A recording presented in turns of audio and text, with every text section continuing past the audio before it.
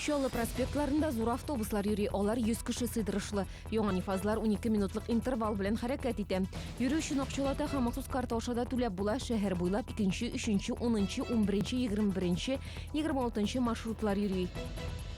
Бу ялларда Комсомол һәм Сидоровка парклары ачылды. Биредә балалар, велосипедчылар өчен, машина йөртүчеләр һәм җәяүлеләргә дә бөтен мөмкинлекләр тудырылган. Шахмат, шашка, волейбол, футбол мәйданчыклары бар. Шәһәребездә гашыклар эскәмиясе барлыкка килде, ул җиңү паркында урнаштырылды. Аны шәһәрдәшләргә Чаллы телерадио компаниясе бүләк итте. Биредә концерт һәм балалар өчен төрле конкурслар оештырылды.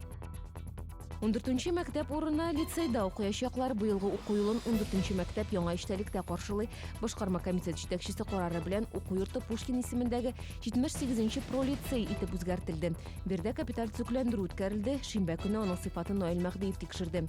Яңа статус укучыларга нәрсә бирер? Бу хакта тулырак хәбәрчебез сюжетында.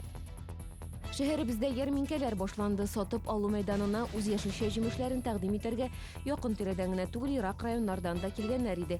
Ярминкәләр киләсе шимбә көне янә үтәчәк. Алар гадәттәгечә 3 мәйданда, Галиәскәр Камал бульварында, Южный агросәнәгать комплексында һәм Сарман трактында оештырыла.